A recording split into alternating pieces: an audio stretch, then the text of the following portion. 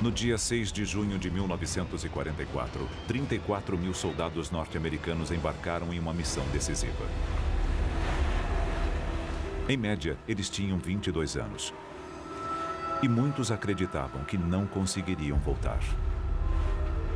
Eu escrevi uma carta para minha irmã dizendo: não espere que eu volte para casa. Eu achava que ia morrer.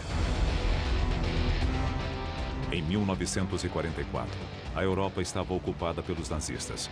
Os aliados lançaram o maior ataque por mar da história, contra um litoral fortemente defendido pelas forças alemãs. Era a melhor chance de libertar a Europa Ocidental. Mas para os soldados, mesmo chegar em terra foi uma batalha pela sobrevivência.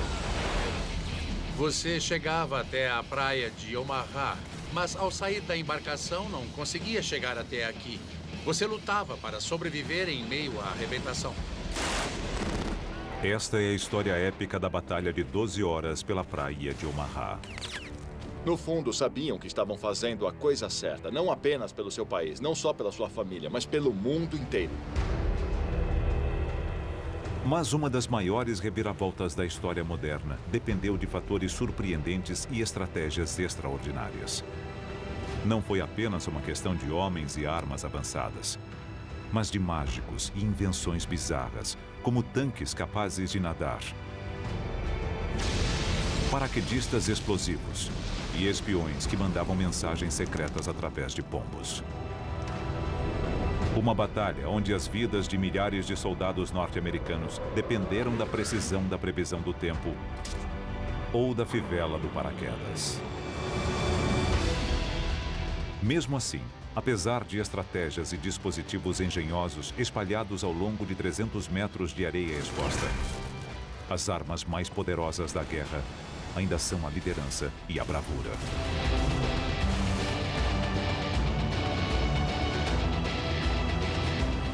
O dia D. Quem sobreviveu? E por quê?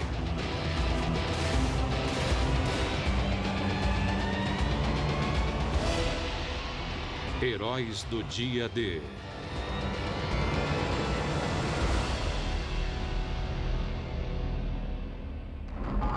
Cinco anos após o início da Segunda Guerra Mundial, o futuro da Europa estava ameaçado.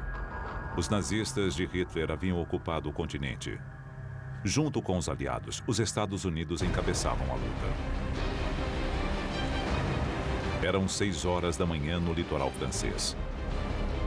8 companhias de soldados americanos, a primeira onda, esperavam para entrar na batalha. Prepare-se para desembarcar! Vamos para a praia! Enquanto eles se aproximavam da praia, que recebeu o codinome de Omaha, centenas de homens rezavam, sabendo que os aguardava era um muro de armas, uma zona de matança e possivelmente a própria morte. Entre eles estava Rabalgarten, de 19 anos de idade. O barco estava muito silencioso. Eles sabiam o que iriam enfrentar. Como quase todos na embarcação, o dia D foi a primeira vez que Ra entrou em ação. Embora ele não soubesse, nas 12 horas seguintes, a vida de Ra dependeria do que ele havia comido no café da manhã, da física da água e de um pedaço de madeira de 5 centímetros.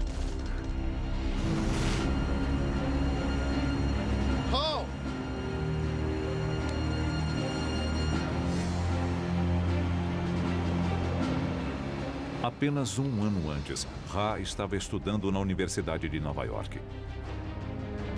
Ele era um promissor jogador de beisebol. E então foi convocado. Eu escrevi uma carta para minha irmã dizendo: não espere que eu volte para casa. Eu achava que ia morrer. Um dos motivos pelos quais Ra quis ir para a guerra foi a sua fé. Eu sou judeu e via as notícias dizendo que os alemães estavam invadindo as cidades, forçando as pessoas a usarem a estrela de Davi. Como todos os soldados judeus, Ra teve a opção de mudar a religião listada em sua plaqueta de identificação. Desse modo, se ele fosse capturado, poderia evitar a perseguição nazista. Mas Ra tinha outras ideias. Eu desenhei uma grande estrela de Davi na minha jaqueta, com as palavras Bronx, Nova York escritas em volta. Assim não teriam problema para me identificar. Ra e seus companheiros foram enviados para a praia de Omaha.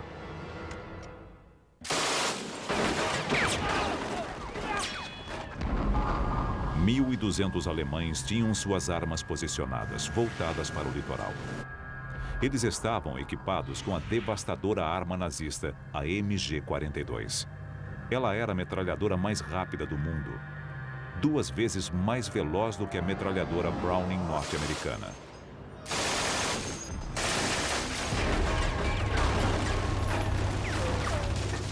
A MG-42 é tão rápida que não se pode ouvir seus tiros individuais. Ela ficou conhecida como o zíper de Hitler e faz um som parecido com o de tecido sendo rasgado. Sua velocidade vem de um projeto revolucionário. Em uma arma comum, as balas são travadas no lugar por um ferrolho. Mas os alemães descobriram que se o ferrolho percorrer pequenos cilindros, ele aumenta a velocidade do carregamento das balas. Isto faz com que a arma seja capaz de disparar até 1.500 balas por minuto.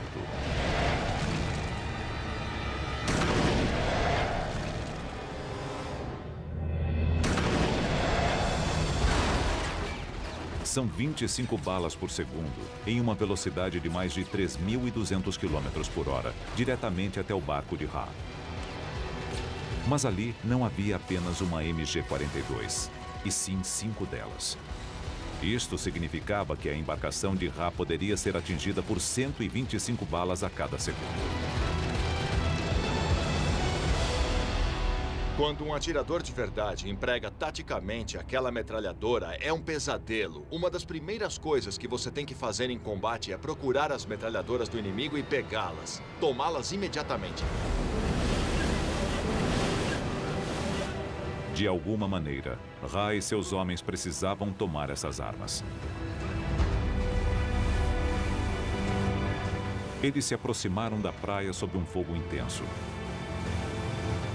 Entrou tanta água no barco por causa da forte ondulação que eles começaram a afundar.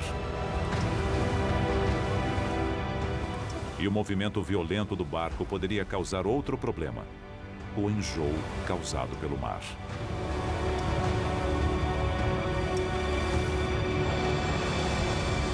Quando saímos do barco, estávamos fugindo da água e do vômito. O enjoo é um risco para qualquer um que viaja de barco. Mas aqui ele podia significar a morte. Tudo porque a Marinha quis dar uma refeição especial para os soldados que seguiam para Omaha. 5 horas antes. Ao sair da Inglaterra, a tripulação da Marinha decidiu dar aos soldados uma refeição reforçada antes da batalha. Isso é ensopado. Um banquete com carne, porco, frango, linguiças, feijão, ovos, sorvete, doces e rosquinhas. No exército é Isso aqui é de verdade? Tudo isso regado a café. Não brinque com a comida, coma. Ah, tudo bem. A Marinha acreditava que o estômago cheio daria mais ânimo aos soldados. Vai começar isso de novo?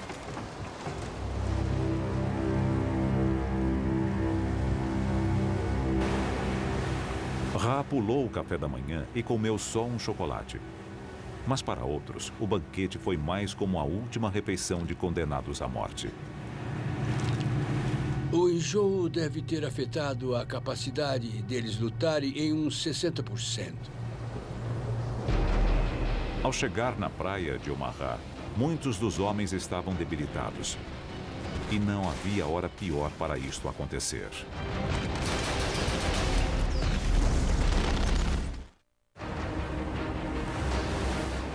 Dia D, 6h38 da manhã.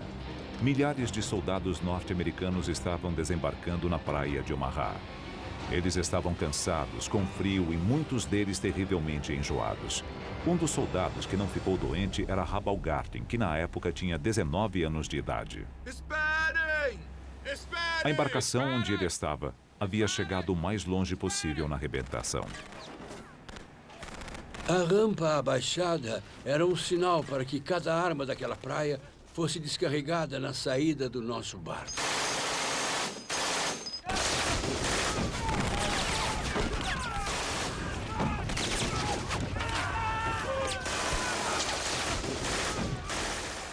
As metralhadoras alemãs miravam na rampa de saída do barco, abatendo homens sem misericórdia.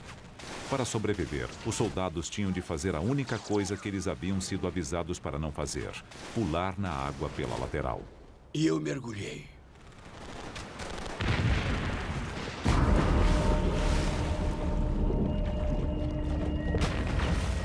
Enjoados e carregando quase 50 quilos de equipamento, os homens saltaram na água numa profundidade de até 3 metros. Aqui! Bob Sayles queria ser soldado desde criança. Mas antes de sequer disparar um tiro, Bob estava se afogando, afundando no mar com o peso da jaqueta, da munição e do rádio. Quando pulei na água, fui direto para o fundo.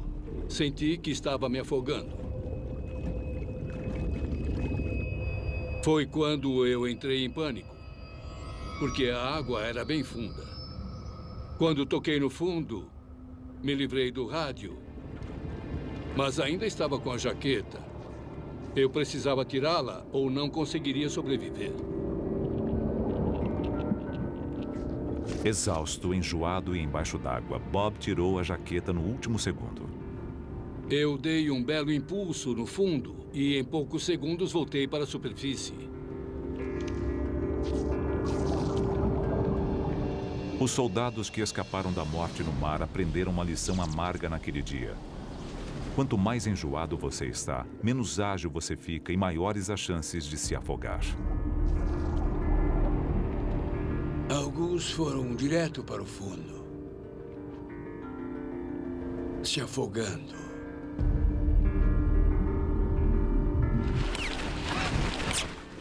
Hall havia comido apenas um chocolate no café da manhã e não estava enjoado. Mas como todos os soldados que não se afogaram, ele enfrentou outro perigo na água: as implacáveis rajadas de balas que iam em sua direção a 900 metros por segundo. Sobreviver a este inferno dependia de uma surpreendente lei da física, porque naquele momento era a água que poderia salvá-los. Vamos colocar desse lado. Estão todos prontos? Charlie Adcock é um perito em balística que está fazendo um experimento para descobrir o que acontece quando as balas da MG-42 atingem a água. Para isto, ele está usando a tecnologia do século XXI. O que temos aqui é uma câmera de alta velocidade. Ela vai deixar o tempo 120 vezes mais lento. O Ben vai disparar sua MG-42, que foi a arma utilizada para atirar contra os soldados em Omaha. E vamos ver o que acontece. A bala viaja a uma velocidade de cerca de 900 metros por segundo. O que acontece se ela não parar no tanque? Ela vai sair do tanque e vamos ter que tapar o buraco e tentar novamente. Engatilhar. Era o que eu ia dizer. Vamos engatilhar a arma. Espera. Pronto? Estamos prontos. 3, 2, 1...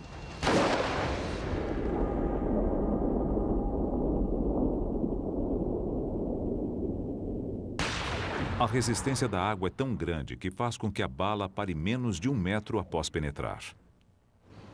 Basicamente, ela foi de 900 metros por segundo para zero em 75 centímetros, no máximo.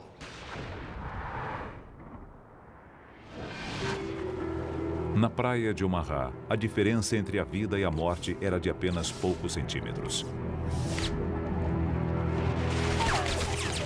Se as balas atingissem a água a 30 centímetros do soldado, ele estaria morto. A 1 metro ou mais, ele sobreviveria.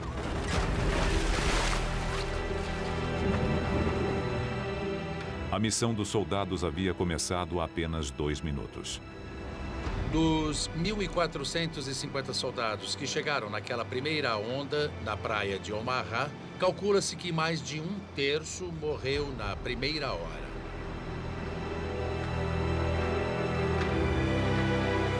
Em apenas 120 segundos, esses homens enfrentaram a metralhadora mais devastadora do mundo. Muitos escaparam da morte saltando no mar apenas para se afogar com o peso do próprio equipamento. Os sobreviventes foram aqueles que estavam a mais de 1 metro do local onde qualquer uma das balas tenha atingido a água. Vai! Vamos lá! Vai! Vamos lá! Rabalgarten estava entre os sortudos. 2 minutos após chegar na praia de Omaha, ele ainda estava vivo. Vamos lá! Foi uma visão horrível e foi muito surreal, porque a água se revolvia ao meu redor. Balas eram disparadas, minas explodiam, pessoas eram arremessadas pelos ares. Mas ainda não era a minha vez. Os primeiros 2 minutos de Ra na praia de Omaha foram difíceis. Eu tinha que chegar até a praia e fazer o meu trabalho. Mas isso era apenas o começo. –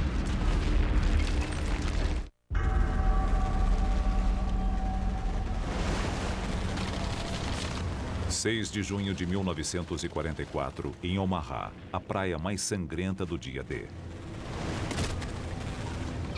Às 6h42 da manhã, 10 minutos após o início do desembarque, a situação já era bem ruim.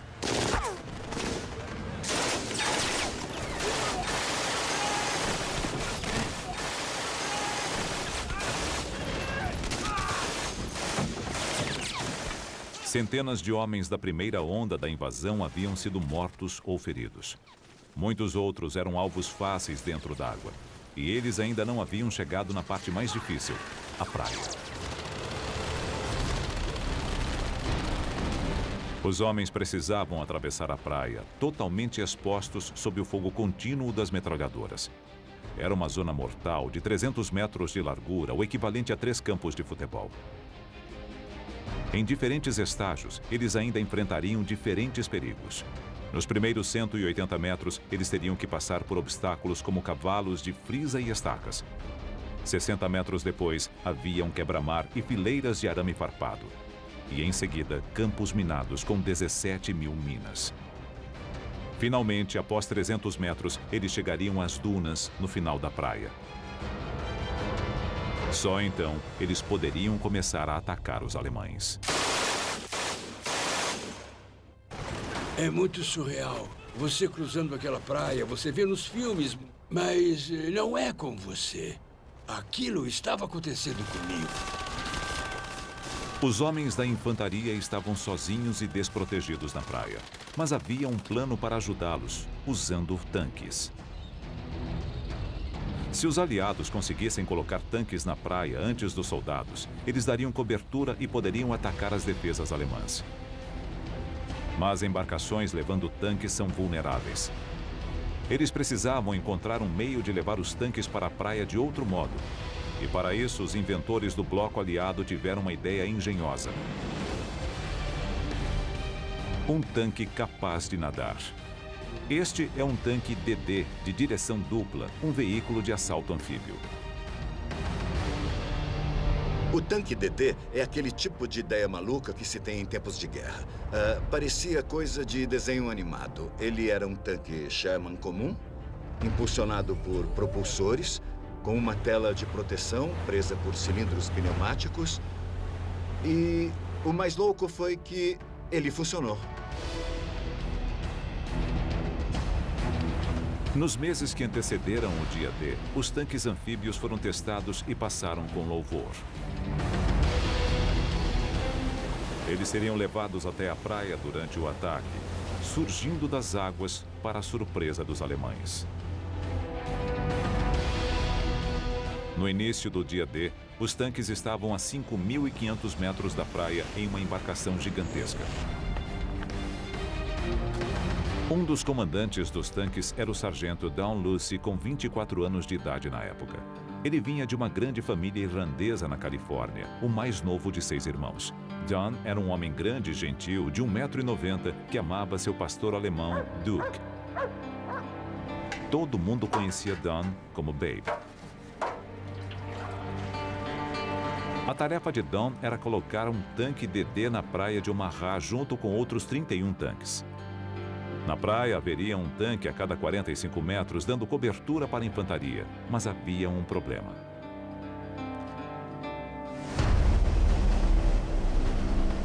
As ondas no canal tinham quase 2 metros de altura. Os tanques anfíbios nunca haviam sido testados naquelas condições. Eles funcionavam bem em lagos calmos ou portos tranquilos. É diferente quando o mar está agitado. Era uma operação quase suicida, mas não havia escolha. Nas semanas que antecederam o dia D, os aliados haviam reunido em segredo um imenso exército no sul da Grã-Bretanha. Qualquer atraso aumentaria as chances de os alemães descobrirem o plano. Mas o tempo estava ruim há dias, com chuva e ventos fortes. Os aliados não podiam prosseguir naquelas condições. Eles precisavam que o tempo melhorasse rapidamente. Foi uma má notícia para os estrategistas aliados porque a invasão não podia esperar. Os alemães acabariam descobrindo os planos. Era um grande problema. Então, no norte do Atlântico, chegam informações secretas trazidas por navios especiais da Marinha. Eles não estavam lá para lutar, mas para medir o vento e a pressão barométrica. Eles forneceram pistas sobre o que aconteceria com o tempo a 3.200 quilômetros dali no Canal da Mancha. E enviaram uma informação sutil, mas essencial. As leituras sugeriam que haveria uma pausa, quando o tempo deveria melhorar um pouco, no dia 6 de junho. O sucesso da invasão e as vidas de milhares de soldados norte-americanos dependiam da precisão de uma única previsão do tempo. Como o tempo estava se esgotando, as lideranças aliadas decidiram arriscar. No dia 6 de junho, o tempo melhorou. Mas o mar ainda estava agitado. Em meio às ondas, a 5 quilômetros da praia, a embarcação de Dalhousie lançou seus tanques DD. Pode travar, vamos! Continuem! Continuem! Continuem, continuem! Continuem, continuem!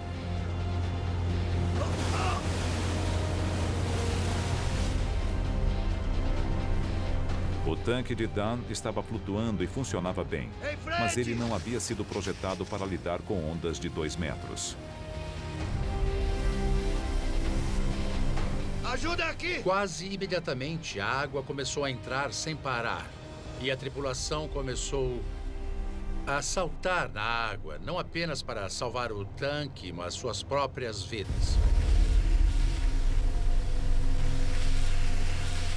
Quando há uma brecha, é impossível impedir que a água entre. O tanque começou a afundar. Para sair do tanque DD, o piloto precisava passar por um buraco assim. Não é fácil. A tripulação estava lá fora. Eles tinham chance de sair, mas não o piloto. Dos 29 tanques que chegaram a ser lançados no mar da praia de Omaha, 27 afundaram. Os tanques que alcançaram a praia estavam em grande parte destruídos. Como não estava dentro do tanque, Dalhousie escapou. Mas 33 tripulantes não tiveram a mesma sorte.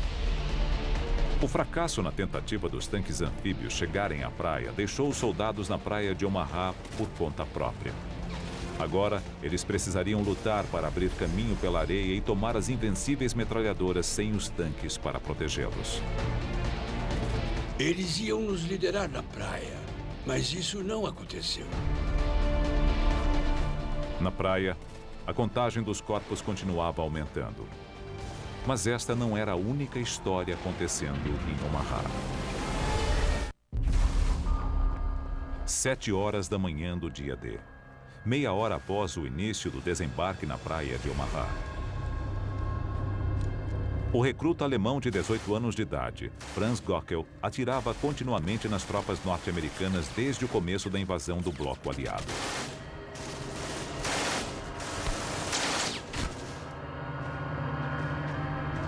Gockel atirava de um grande bunker de concreto em uma posição alta na praia. Ele fazia parte de uma rede de 14 posições fortificadas, construídas no topo das dunas. Um produto de antivisão militar alemã. Mas o modo como Gockel e os bunkers chegaram ali resultou de uma batalha de mentes entre um mágico inglês pouco conhecido e um dos maiores estrategistas militares do mundo.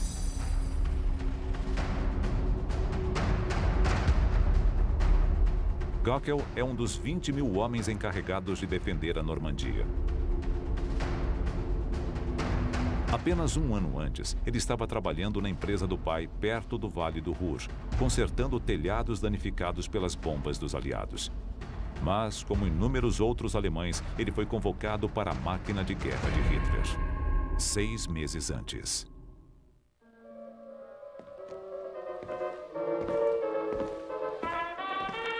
Para Franz Gockel, o bunker era também sua casa. Dentro do posto de guarda de concreto, ele e seus companheiros dormiam, comiam, ouviam música e descansavam. No dia D, eles já estavam ali há meses. O fato era que os soldados enviados para a Normandia para proteger as defesas do Atlântico achavam que era um posto fácil. Eles tinham comida boa, tinham instalações confortáveis e um ambiente agradável. A guerra não estava sendo muito difícil para eles. Na verdade, nenhum deles acreditava que teria de defender o litoral de uma invasão. Os soldados não eram os únicos a pensar desta maneira. Pouquíssimos altos comandantes alemães achavam que os aliados atacariam o litoral da Normandia. E eles acabaram sendo vítimas de um dos maiores truques da história militar.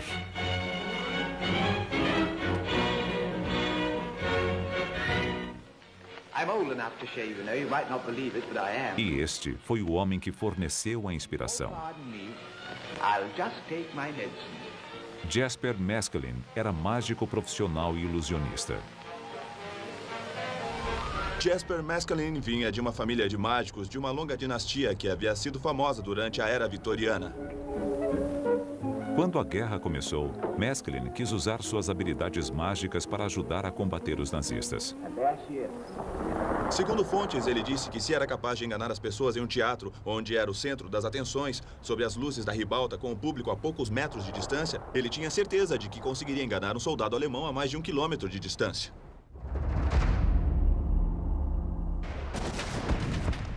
Em 1941, durante a campanha dos aliados no norte da África, Meskelin teve a chance de ajudar nos esforços de guerra pela primeira vez. Ele se uniu a um grupo secreto chamado Força A para desenvolver táticas militares.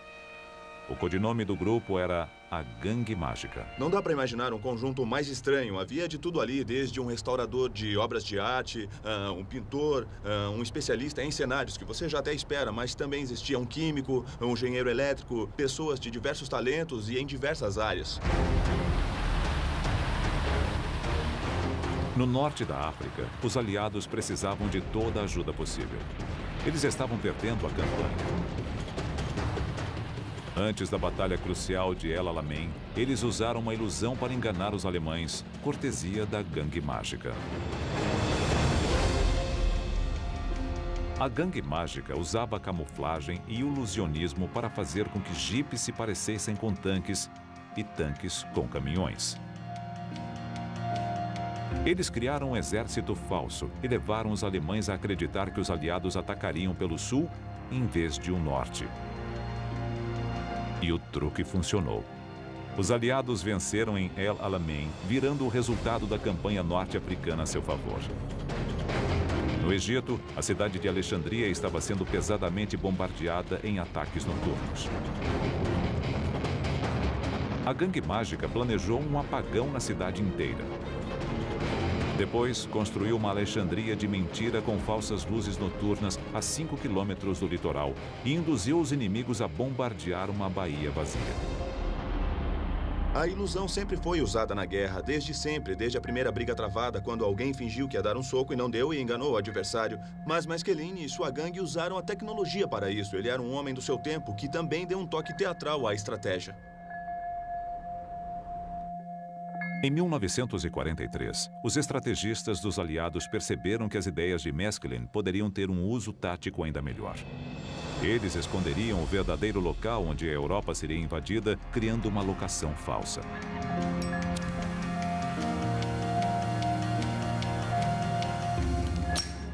Os aliados queriam invadir as praias da Normandia. Mas para reduzir as defesas alemãs, eles planejaram uma estratégia elaborada, dando a entender que cruzariam o Canal da Mancha em seu ponto mais estreito, o Pas de Calais. Eles queriam usar as táticas de Maskelyne para reunir um exército falso no sul da Inglaterra, do outro lado de Calais. Eles construíram instalações falsas, embarcações falsas e chegaram a fazer tanques infláveis.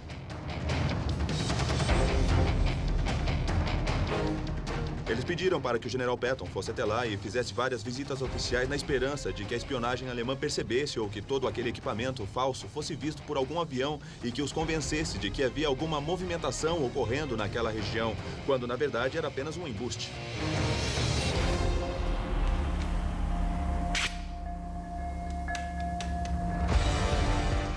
Os alemães caíram no truque dos aliados. Nos meses que antecederam o dia D, o comando nazista movimentou a maior parte de sua temida divisão de tanques e uma grande parte da infantaria da Normandia para o Pas de Calais, a 240 quilômetros dali. A ilusão dos aliados estava funcionando perfeitamente. Os alemães deixaram uma parte de uma divisão para defender a praia de Omaha. Franz Göckel pertencia a uma pequena força de 600 homens. Mas não por muito tempo.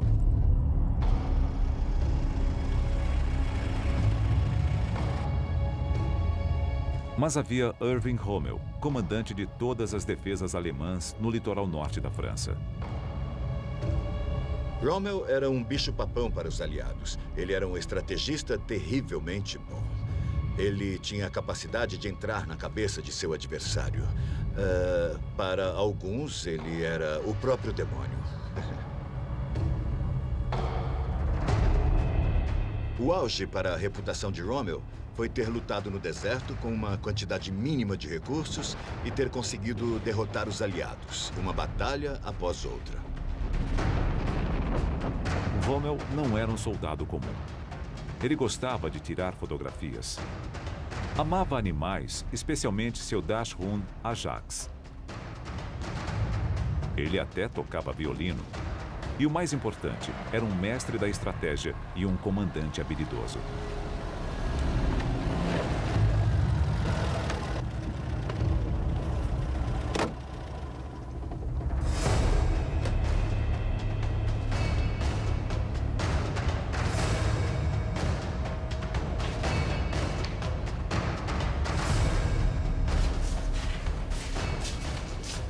Rommel era conhecido por colocar suas tropas em forma e tirar o máximo de seus soldados.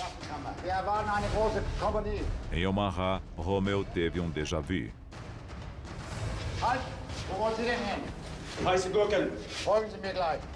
Rommel chegou a Omaha e teve uma espécie de revelação.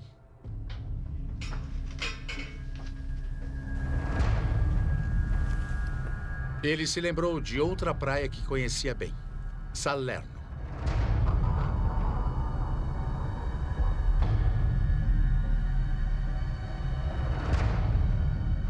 Salerno era a praia que os aliados haviam usado para conseguir invadir a Itália em 1943.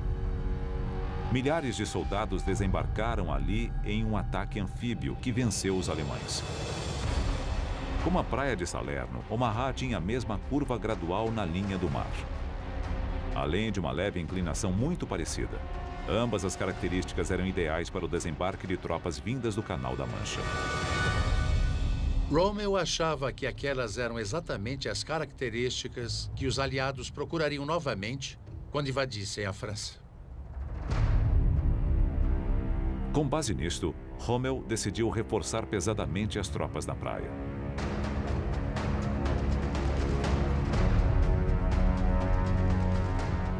Nos meses seguintes, a praia de Omaha passou por uma transformação.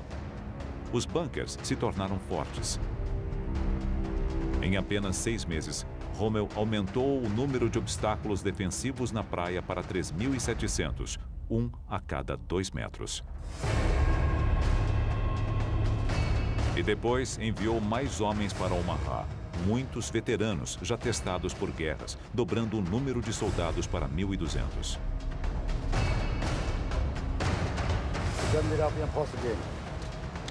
Rommel transformou um tranquilo posto litorâneo em uma fortaleza formidável, com posições de combate capazes de visualizar grandes trechos da praia. Dia D.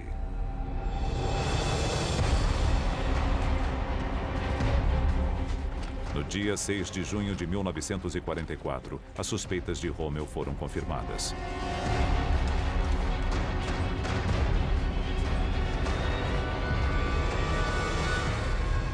Os homens que observavam de seus postos naquela manhã deveriam estar sentindo uma mistura de medo e entusiasmo. No horizonte surgia uma grande frota em sua direção. 7h05 da manhã, mais de meia hora após o início da maior invasão anfíbia da história. Da fortificação recém-renovada, Franz Gockel disparava tão rapidamente quanto sua arma permitia. Ele não saberia quantos homens havia matado até os cadáveres começarem a aparecer na praia. Aqui, no dia D, a vida e a morte foram decididas em uma batalha de mentes. Inicialmente, os aliados haviam sido bem-sucedidos em esconder o ponto de invasão dos alemães. Mas o gênio tático de Rommel acabou com qualquer vantagem que eles haviam conseguido com a ilusão, e as consequências foram devastadoras. Vamos armar aqui! Vamos! Naquele momento, Rabaulgarten estava no início da zona de matança na praia de Omaha. Em meio ao caos, Ha viu Robert Gabert, seu melhor amigo no exército.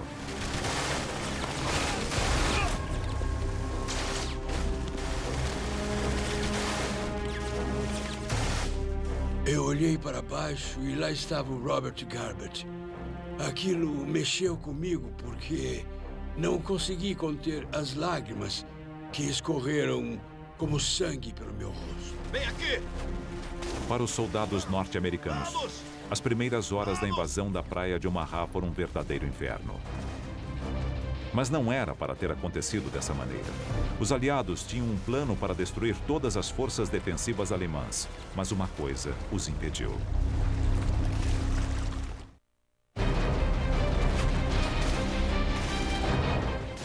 Rabaulgarten era um soldado de 19 anos do Bronx.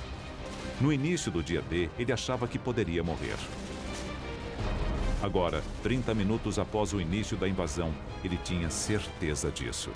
Às 7h10 da manhã, Ha estava no início de uma zona de matança de 300 metros de comprimento na praia de Omaha. Entre ele e seu objetivo, as dunas no final da praia, havia 3.700 obstáculos defensivos, moitas de arame farpado e 17.000 minas explosivas. Para sobreviver, ele precisava escapar de todos eles, sob o fogo constante de metralhadoras disparadas por soldados nas colinas. A questão de estar na praia de Omaha é que não havia nenhuma proteção. Poderia haver alguns obstáculos na praia, ou você poderia se abrigar atrás de seus companheiros mortos. Mas os soldados alemães estavam no alto atirando sem parar. Deve ter sido terrível. Ha precisava passar pela zona mortal sem nenhuma proteção contra as balas. À sua volta, não havia apenas violência e carnificina, mas também loucura. Ele viu um soldado conhecido. Ele estava sem o capacete. Havia um buraco no lado esquerdo de sua testa. Seus cabelos estavam encharcados de sangue. Ele se ajoelhou, começou a rezar com seu rosário e a metralhadora que estava na direita o cortou ao meio. Um horror. Foi um horror ver pedaços nos corpos de pessoas que todos nós conhecíamos. Você sentia o cheiro da carne queimada. Havia homens gritando por suas mães. Mãe! Mãe! Foi uma cena horrível. Uma cena horrível que ficaria ainda pior. Entre as testemunhas do caos estava um jovem médico chamado Virgil Mount. Ele não tinha 20 anos como alguns dos outros soldados na praia de Omaha. Virgil tinha um segredo. Ele era menor de idade. Virgil Mounts tinha apenas 15 anos. Ele mentiu para ser convocado, pegou a licença do irmão. Ele não deveria estar ali. Embora devesse estar em casa, indo para a escola, Virgil, de 15 anos de idade, era responsável por salvar vidas no campo de batalha. As balas eram disparadas. Sob a artilharia pesada, o trabalho de Virgil era tratar homens feridos para que eles pudessem continuar lutando. Eu chamei os médicos para ajudá-lo. E o Virgil levantou e foi até lá. Vai!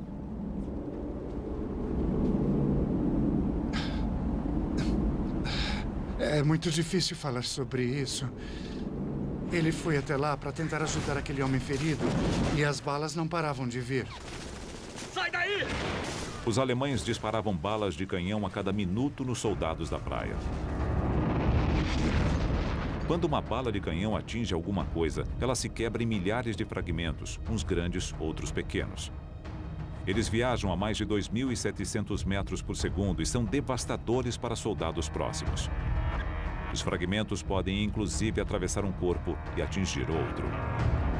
Uma bala que atingiu um objeto próximo explodiu em fragmentos, atingindo o corpo de Virgil Mounts. E ele morreu imediatamente. Médico! Isso é uma coisa que eu jamais vou conseguir tirar da minha mente. É uma imagem tão viva quanto uma foto bem aqui na minha frente. Você nunca esquece esse tipo de coisa. Ele tá morto! Por mais trágica que tenha sido a morte de Virgil Mounts, a verdadeira tragédia é que ela poderia ter sido evitada.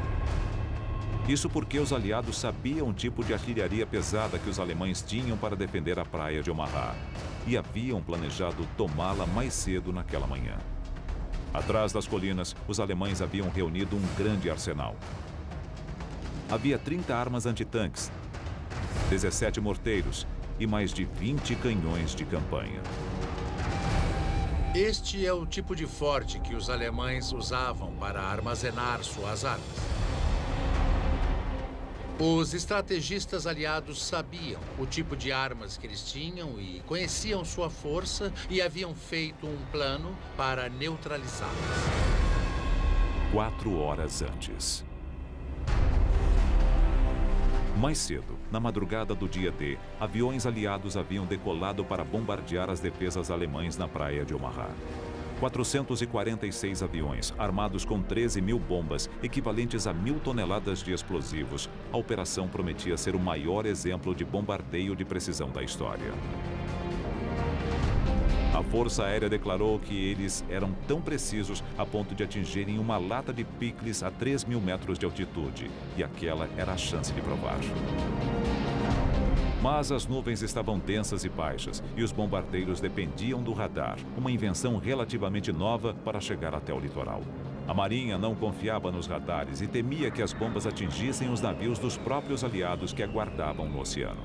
Quando os bombardeiros dos aliados se aproximaram da praia, as nuvens impediram que eles vissem seu alvo. E por causa do perigo de errar e atingir a frota que estava no oceano, eles receberam ordens para atrasar a operação. Esperem até terem certeza de que estão sobre a praia. Esperem 5 até 30 segundos e soltem as bombas. Um atraso de poucos segundos pode mudar tudo. Para um bombardeiro a 3.000 metros de altitude, voando a 240 km por hora, um atraso de 5 segundos significa um erro de 400 metros em relação ao alvo. Um atraso de 30 segundos, um erro de quase 2,5 km. 13.000 bombas foram lançadas naquele dia, mas, inacreditavelmente, nenhuma delas atingiu a praia de Omaha, nem as armas que a protegiam. Esta foi a maior falha dos planos dos aliados no dia D. Ah, meu Deus, nada está funcionando.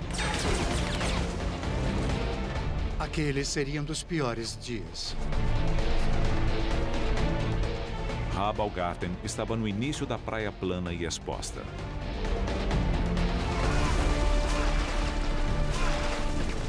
Eu disse a mim mesmo, tenho que sair desta praia.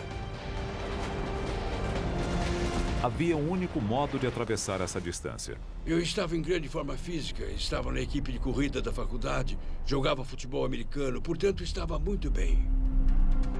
300 metros até um abrigo. Ha precisava chegar lá o mais rápido possível. Quanto tempo ele levaria? Vamos ver quando ele está com roupas de corrida. 65 segundos.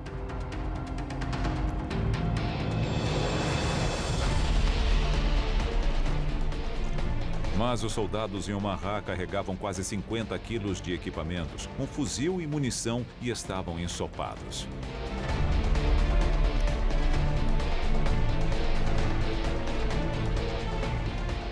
Um minuto e 30 segundos, quase meio minuto a mais. Uma probabilidade 50% maior de levar um tiro.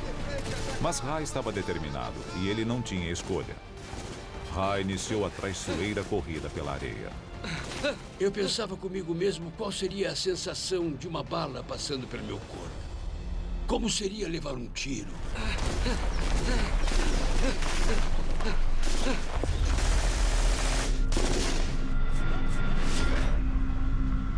Eu ouvi um barulho alto bem na minha frente.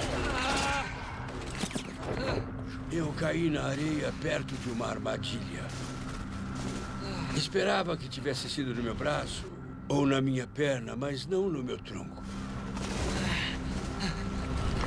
Virei meu fuzil e havia um buraco na parte do pente e lá dentro havia 7 balas. Essas balas salvaram a minha vida.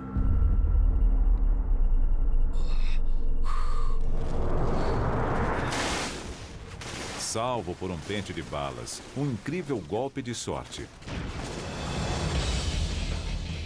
Às 7h30 da manhã, no fim da primeira hora da invasão, a batalha pela praia de Omaha era um desastre para os aliados.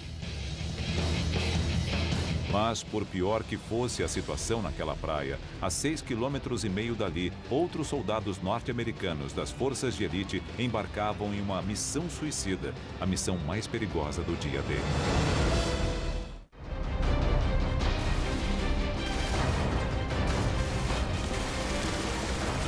Uma hora após o desembarque na maior invasão anfíbia da história, os soldados norte-americanos se viram às portas da morte. Os cadáveres espalhados pela praia de Omaha mostravam que os alemães eram um inimigo bem mais difícil do que eles esperavam.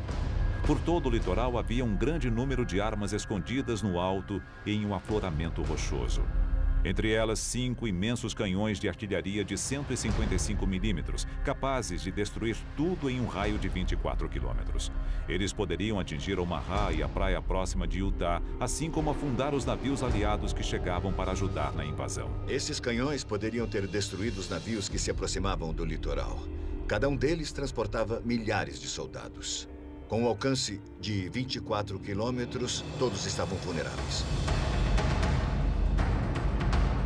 Os canhões de artilharia precisavam ser destruídos, mas eles estavam no topo de colinas de 45 metros de altura.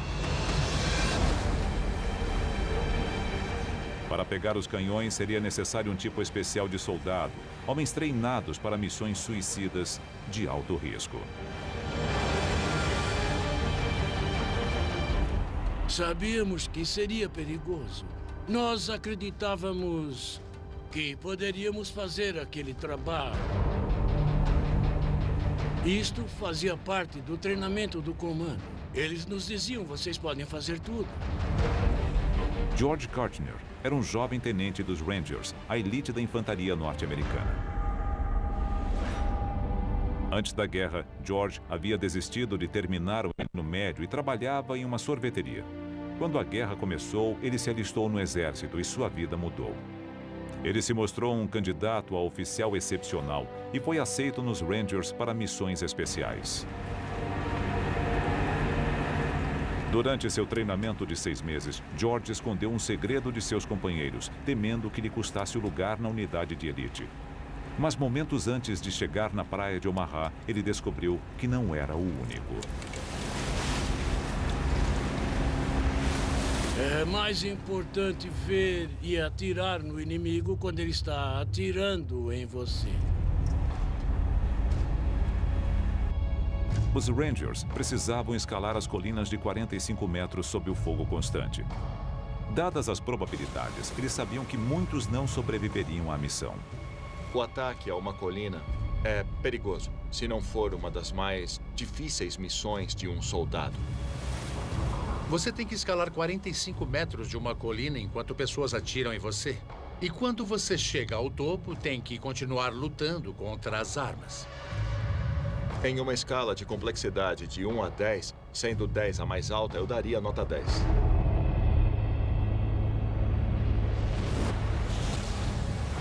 Para ajudar os homens naquela missão impossível, os Rangers tinham um equipamento especial. Enquanto eles treinavam na Inglaterra, foram desenvolvidos ganchos de alpinismo disparados por tubos de morteiro. Durante meses, eles praticaram seu uso e subiam pelas cordas. Mas a prática não envolvia metralhadoras e atiradores de elite disparando constantemente contra eles. O primeiro trabalho dos Rangers era cruzar a praia e chegar às colinas. A metralhadora que estava na nossa esquerda, no topo da colina, começou a disparar contra nós quando ainda estávamos na embarcação. Vamos! Vamos! E 2 dos homens ao meu lado foram feridos. Vai, vai, vai! Com gravidade. Recebi um tiro na lateral. O médico olhou e disse: "Você vai ficar bem, vou fazer o curativo. A bala não atingiu nada importante." Nunca conseguiremos fazer isso. Eu virei e disse: "Isso é um grande erro. Jamais conseguiremos subir essas colinas." Com as rajadas de balas vindas do alto, os Rangers devolveram o fogo e prepararam sua arma secreta: o gancho lançado por foguete. Mas no momento crucial, o lançamento falhou.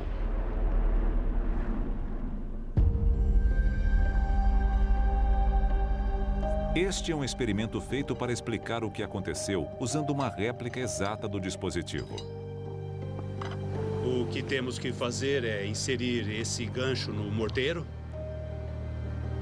e depois lançá-lo na encosta da colina, que é bem semelhante à encosta de Pont du Hoc. Veremos o que acontece. 3, 2, 1...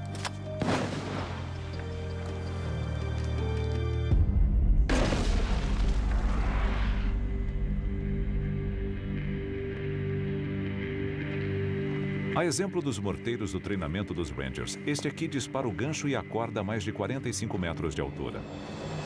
Mas no dia D, em Pont du Hoc, havia uma diferença crucial.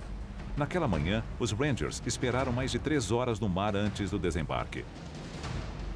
Durante esse tempo, as cordas foram molhadas pela água do mar. O que vamos fazer agora é ensopar a corda com água para reproduzir as condições reais do que aconteceu naquele dia.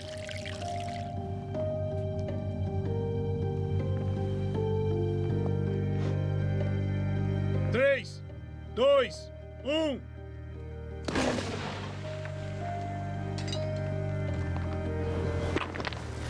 O gancho não conseguiu ir muito longe. Isso pode ser explicado de maneira óbvia pelo fato da corda estar molhada, deixando o gancho mais lento no ar.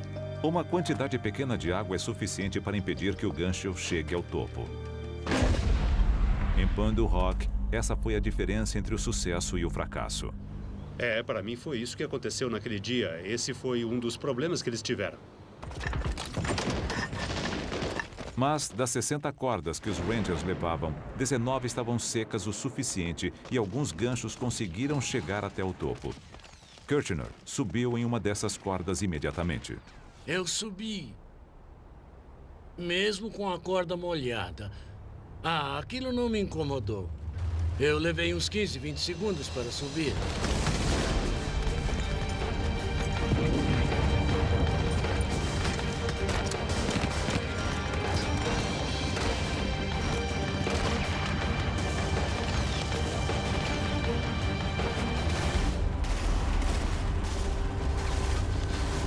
foi pra eu jogar!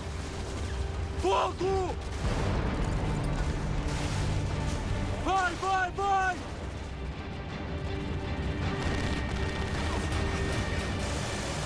No topo da colina, a batalha continuou.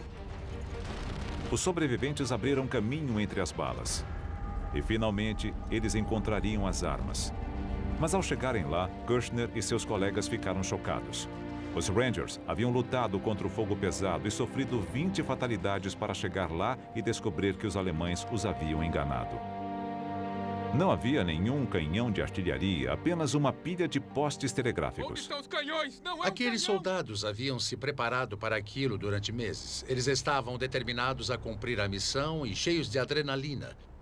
Eles finalmente alcançaram o objetivo para descobrir que havia sido tudo em vão. Nós fomos enganados! Devem ter ficado arrasados. Desmoralizados, os Rangers perceberam que enfrentavam um inimigo com um poder de fogo terrível, que também era capaz de enganá-los. Um inimigo que descarregaria todo o seu arsenal na praia de Omaha.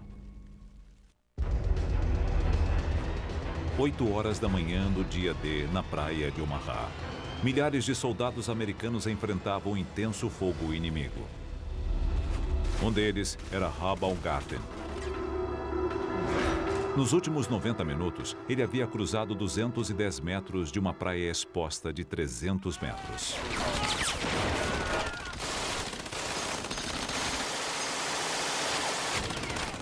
No caminho, ele viu homens cortados ao meio por metralhadoras. Quase se afogou e escapou da morte por poucos centímetros. Vamos! Vamos logo! Depressa! Agora vinha o bombardeio da artilharia. Era muito, muito assustador.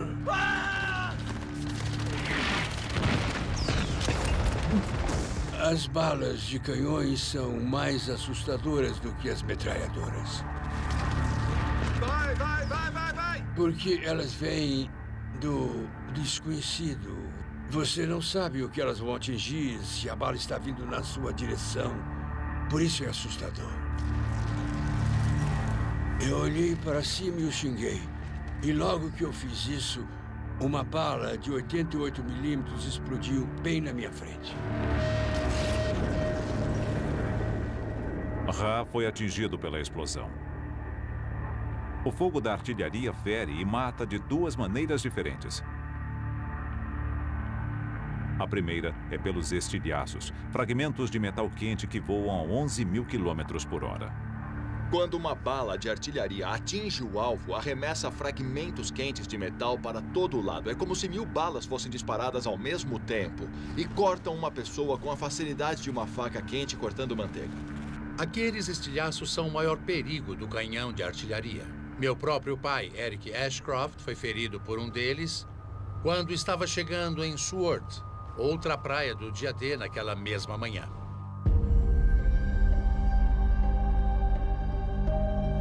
A artilharia também mata de outra maneira, acusticamente, liberando uma onda de concussão. Ela não é nada além do ar supercomprimido sendo empurrado para fora a milhares de metros por segundo. Mas se você é um soldado na praia, é devastador. Eu era um receptor. De vez em quando, alguém me atingia com um bastão de beisebol. A sensação foi bem essa. Ela não precisa nem atingir você. Somente a onda inicial daquela explosão pode afetar o seu corpo de uma maneira que você pode morrer sem sequer ter percebido que estava morrendo. Ninguém conseguiria dizer que foi atingido. Embora ele tenha sobrevivido, o estilhaço e a onda de concussão quase arrancaram fora a bochecha de Ra. Às 8h30 da manhã, 2 horas após o início do dia D, o ataque norte-americano à praia de Omaha parecia um desastre. A derrota parecia certa.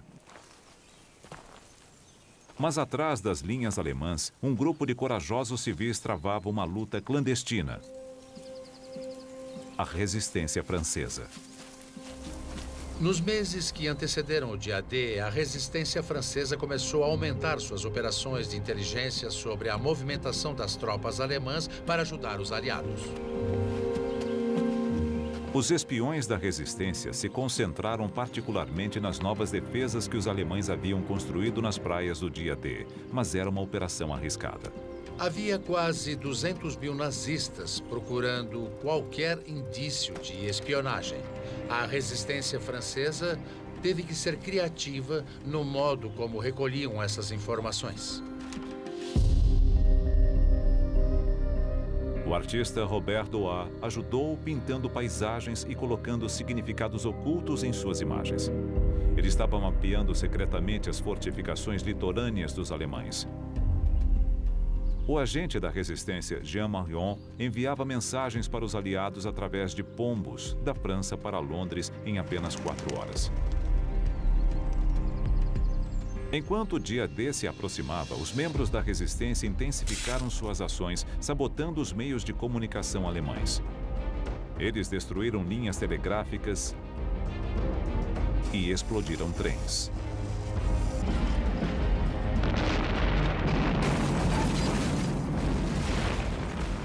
Mas quanto mais ousada ficava a resistência, mais vigilantes se tornavam os alemães.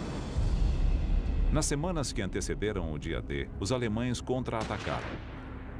Eles atiravam nos pombos espiões.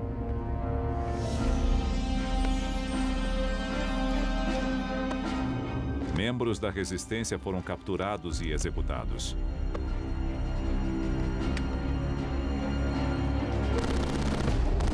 Mas a resistência já havia causado estragos. Na praia, sem comunicação, os alemães encontravam dificuldades para conseguir reforços. Vamos, continuem, vamos lá! As forças aliadas precisavam apenas virar o jogo em Omaha. Venham agora! Mas para Rabaulgarten, a batalha ia de mal a pior. Gravemente ferido pelo fogo da artilharia, seu único refúgio era o quebra-mar à sua frente, a 240 dos 300 metros da praia. Lá, os sobreviventes se reuniram e suas esperanças estavam quase no fim. Sabe, nós éramos orgulhosos. Bem treinados, bem disciplinados. Achávamos que ninguém seria capaz de nos derrotar. E vimos aqueles cadáveres empilhados. Havia sangue para todo lado, pedaços de corpos. Foi horrível.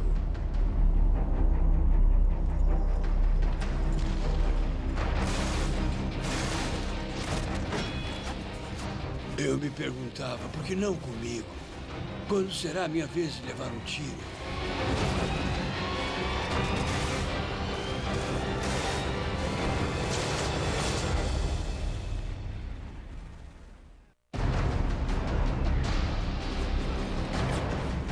Nove e meia da manhã na praia de Omaha, 3 horas após o início do dia D.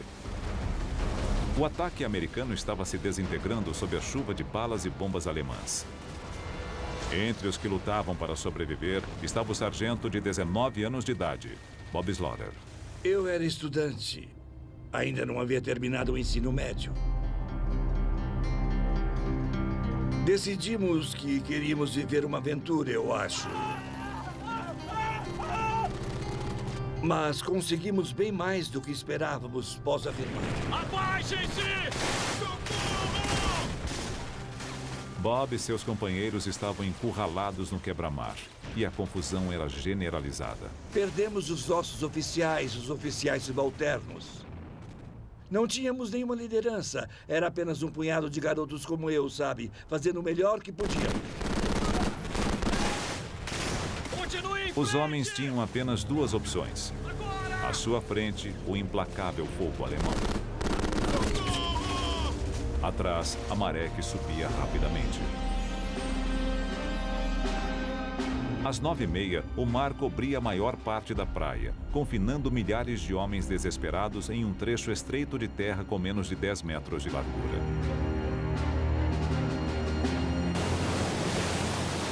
Encurralados, sob o fogo das armas, os homens eram alvos fáceis para os atiradores alemães. Mas chegou a ajuda de outros soldados aliados que estavam em terra. 8 horas antes.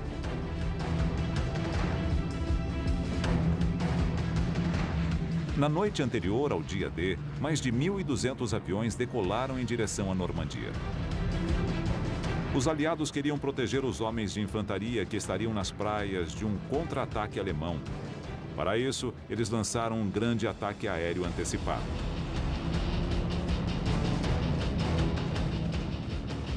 Era a primeira onda de paraquedistas. Mas eles não eram soldados comuns. Com 90 centímetros de altura, feitos de borracha, com bombas. Os aliados enviaram bonecos paraquedistas projetados para enganar os alemães. Eles explodiam em chamas ao aterrissar, enquanto homens das forças especiais emitiam o som de trocas de tiros por meio de alto-falantes para simular um grande ataque. Os alemães acreditaram no embuste. Reservas alemãs foram enviadas para interceptar esses bonecos explosivos. Centenas de homens foram mandados para uma direção quando deveriam seguir para o lado oposto.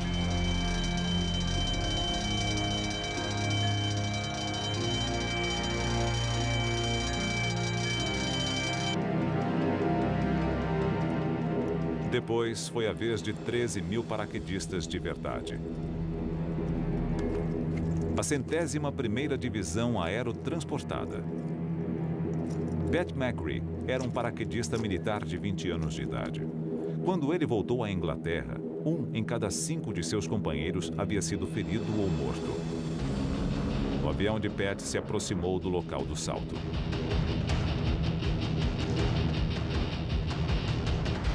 Meu humor mudou completamente, assim como a viagem. Ela ficou acidentada, errática, pendia para a esquerda, depois para a direita. Sentíamos e ouvíamos os tiros.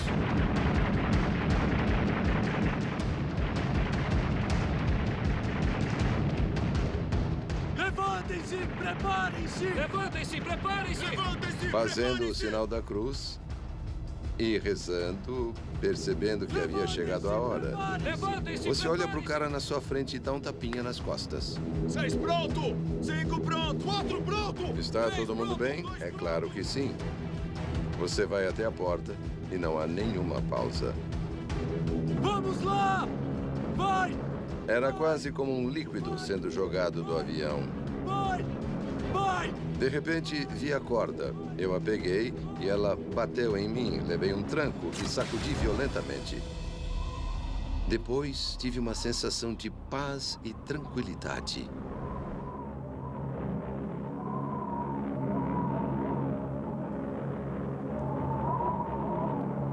O que Pat não sabia era que o maior risco que os paraquedistas enfrentavam vinha de algo que eles estavam usando e de um esquema armado pelo comandante alemão Erwin Rommel. Para dificultar uma invasão aérea, Rommel ordenou que os alemães inundassem centenas de quilômetros quadrados de campos, represando 2 grandes rios da Normandia.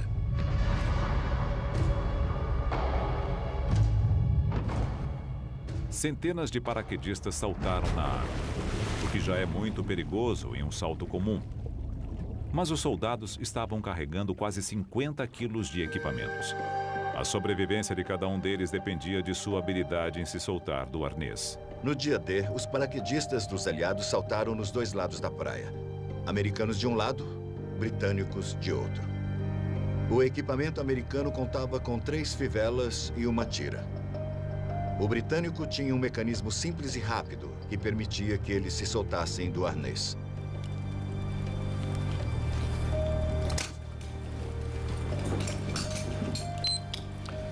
O paraquedista britânico se soltou em apenas 5 segundos.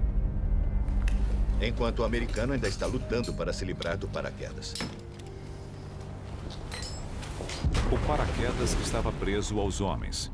O arnês era uma armadilha mortal. Você tinha que se livrar do paraquedas, porque ele podia cair em cima de você. Se não fizesse nada, em poucos segundos, sua vida chegaria ao fim. Não havia como se soltar rapidamente. Você precisava alcançar lá embaixo Soltar uma perna e depois a outra. O risco era gigantesco. Dos 13 mil paraquedistas que saltaram, centenas se afogaram. Perdemos muitos soldados, gente boa. Para muitos, uma fivela fez a diferença entre a vida e a morte.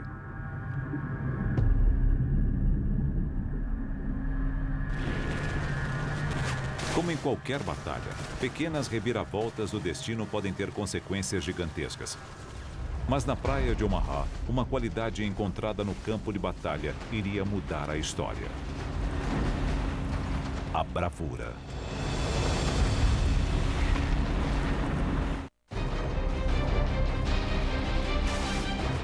Dez e meia da manhã do dia D.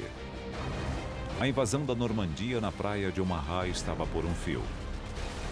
Milhares de soldados americanos haviam sido mortos ou feridos por bombas e balas alemãs. E também pelo enjoo que os enfraqueceu antes da batalha.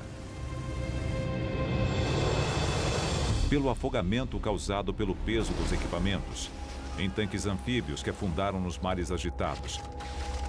E pelos arneses dos paraquedas que não se soltaram embaixo d'água. Os soldados lutavam contra enormes dificuldades. Na praia, ferido, o soldado Rabalgaten avaliou a situação. Achei que estávamos perdendo, que era só uma questão de tempo. Começou a passar pela minha cabeça que a invasão pudesse ter falhado. Mas havia um homem observando tudo no oceano. Ele percebeu que sem liderança e fé, a missão na praia de Omaha falharia. Aos 51 anos de idade, ele era o soldado mais velho no local, o general Norman Carter. Ele vinha de uma família humilde. No exército, foi aceito em West Point e se destacou. Mais tarde, casou com uma prima de Eleanor Roosevelt. A poucos metros da praia de Omaha, Cota percebeu que aquele era o momento decisivo de sua carreira e entrou em ação.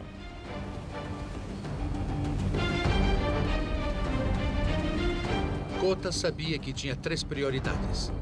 A primeira era tomar a liderança. A segunda era tirar os homens da praia.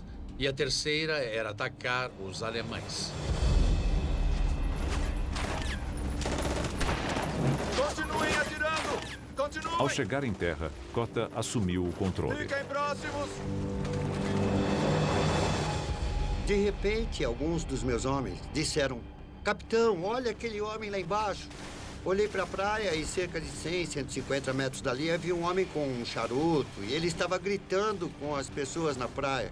Era difícil acreditar que havia alguém correndo pela praia, porque ela estava sob uma intensa rajada de balas. Mesmo àquela distância, ele parecia um pouco mais gordo em relação a nós. E nós perguntávamos, quem será ele? O homem era destemido. Você vai ser o próximo! Sim, senhor!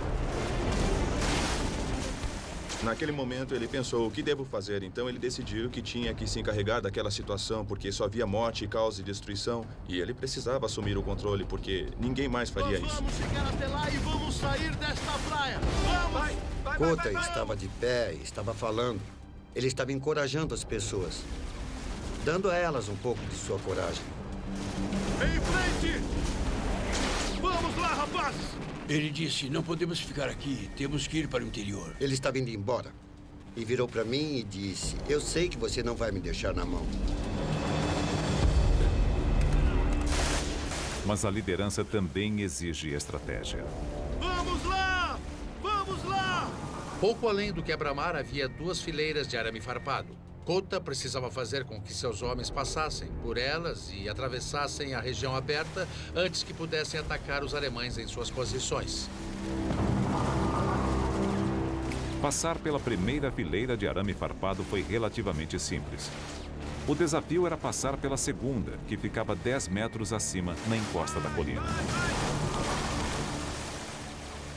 Para isso, Cota tinha uma solução.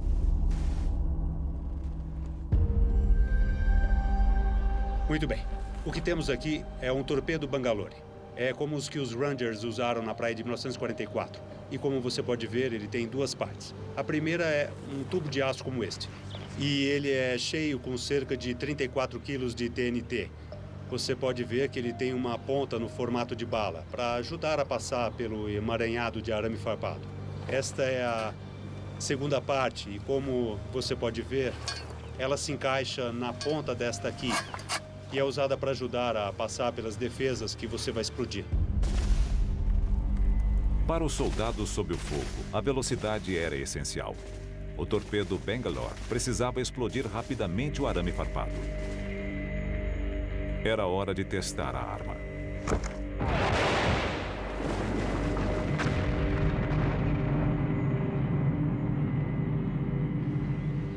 O torpedo Bangalore explodiu um buraco no meio do emaranhado de arame farpado.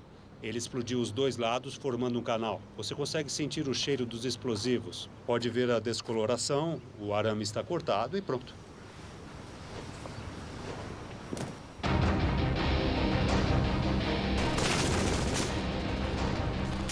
O torpedo Bangalore podia fazer o trabalho para Kota e os soldados, mas ele precisava ser colocado no lugar.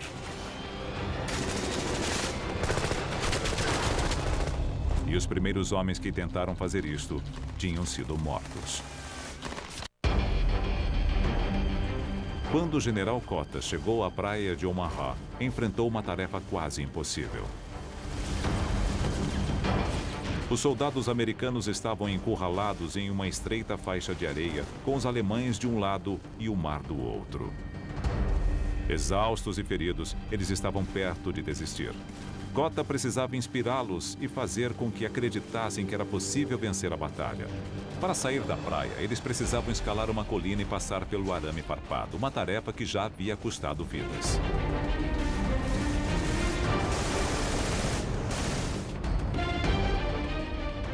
A ajuda viria do mar. 12 navios de guerra capazes de atirar em bunkers alemães para apoiar os homens que estavam na praia de Omaha. O capitão de um dos navios, o USS Frankfurt, James Semmes, queria ajudá-los, mas não podia. Ele havia recebido ordens de esperar. Sua tarefa não era salvar soldados na praia, mas proteger a vulnerável frota de navios parados no oceano. Naquele momento, isto fazia com que o general Kota e seus homens estivessem por conta própria. Vamos sair da praia! A primeira parte do plano de Kota, sair da praia, havia funcionado. Eles conseguiram explodir um buraco na barreira de arame farpado.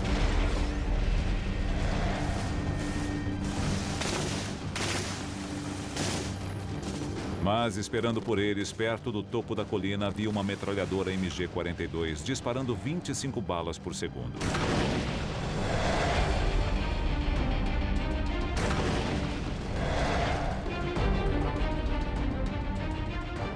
Um dos homens de Kota se ofereceu para desafiar a metralhadora mais rápida do mundo.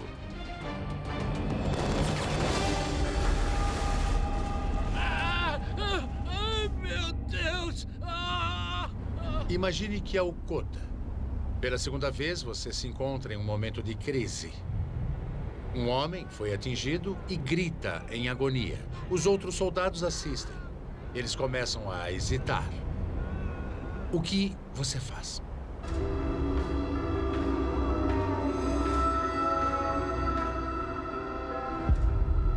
Aquele general sabia que estava no comando e que precisava fazer com que alguma coisa acontecesse, ou todos iriam morrer. Kota mostrou sua determinação com uma frase que se tornou famosa. Senhores, estamos sendo mortos na praia. Vamos morrer lá no interior. Ele então usou a melhor arma que tinha à disposição. Por aqui! A liderança. E foi o primeiro a subir a colina.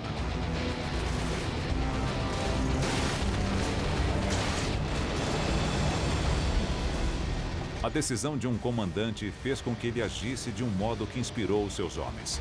Este foi o momento de uma grande reviravolta na batalha pela praia de Omaha.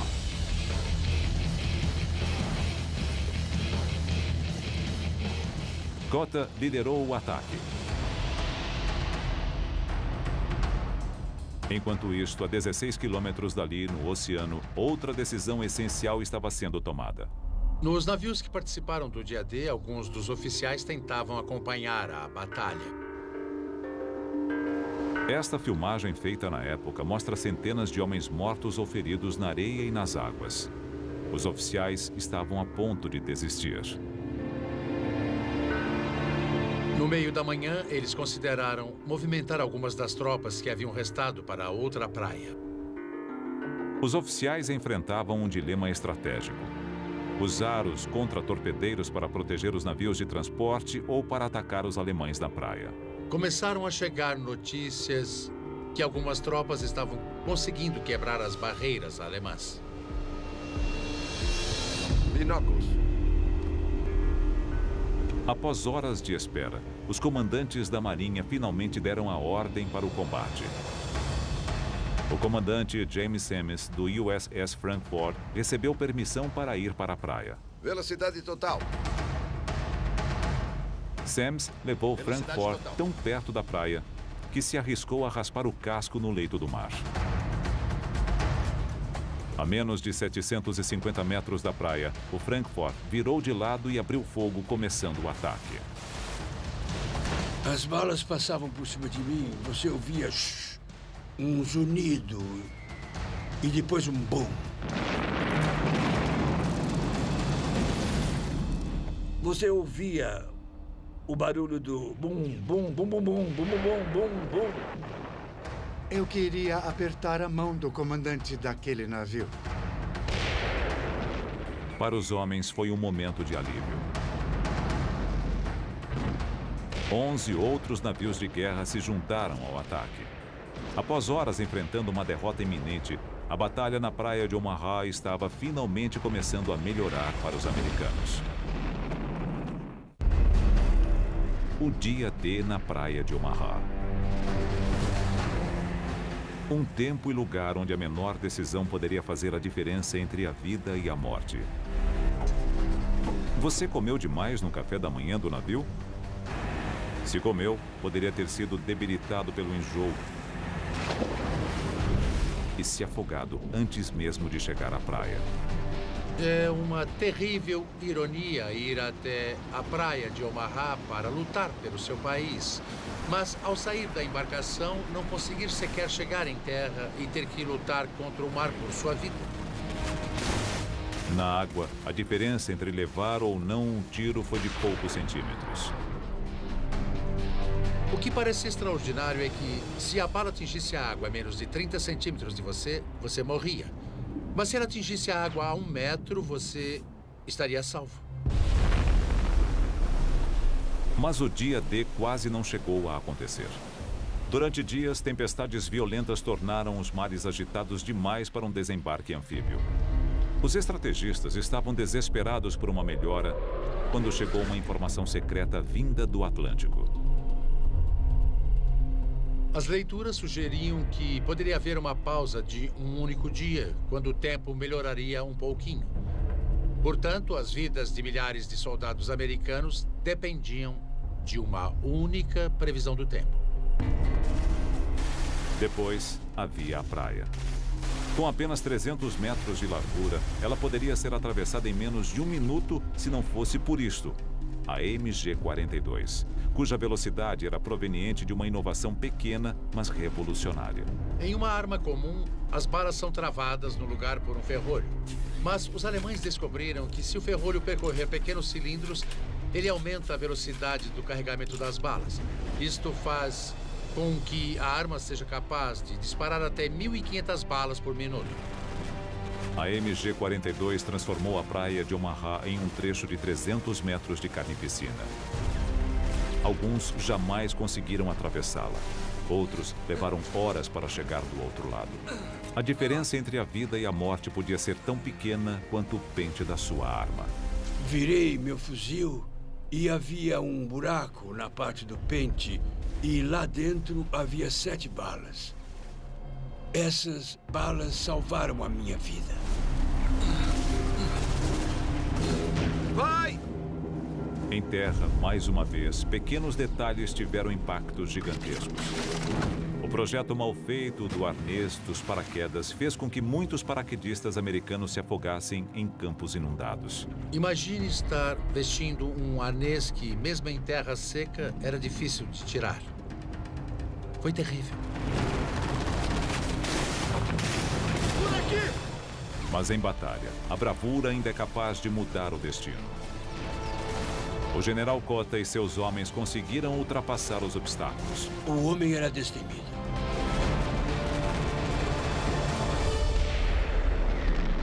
Com o apoio naval, eles conseguiram seguir por terra. Um exército inteiro poderia agora desembarcar na França, iniciando a libertação da Europa Ocidental. É impressionante que nos dias que se seguiram ao dia D, chegaram mais 200 mil homens, trazendo 3 milhões de toneladas de suprimentos, com uma logística que o mundo jamais havia visto e também não viu desde então. Esta é uma fotografia aérea tirada na praia de Omaha ao meio-dia do dia D. A maré está alta. Podemos ver as ondas batendo contra o quebra-mar. Embarcações, tanques abandonados e os veículos no mar. Mas entre eles também podemos ver centenas de pontos. Cada um deles é um corpo. Um soldado americano morto, caído na praia.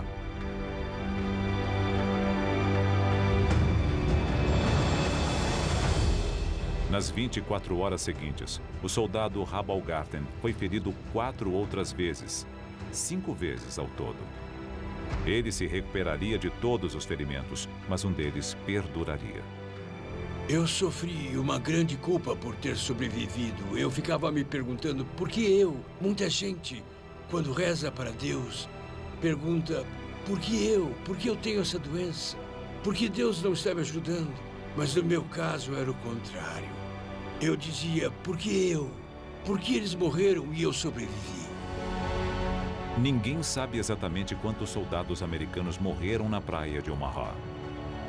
Os historiadores calculam que foram mais de 2.000, com no mínimo a mesma quantidade de feridos.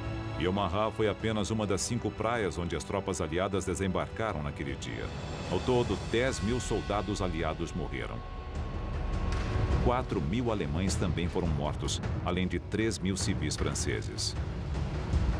O dia D foi uma grande causa, talvez a maior delas. Mas para todos os países envolvidos, ele também teve um grande custo de muitas vidas que foram perdidas e futuros interrompidos cedo demais. Aqueles homens sempre serão jovens. Na minha opinião, eles não ficaram velhos como eu. Eles permanecerão jovens, correndo atrás das garotas, tomando cerveja e se divertindo.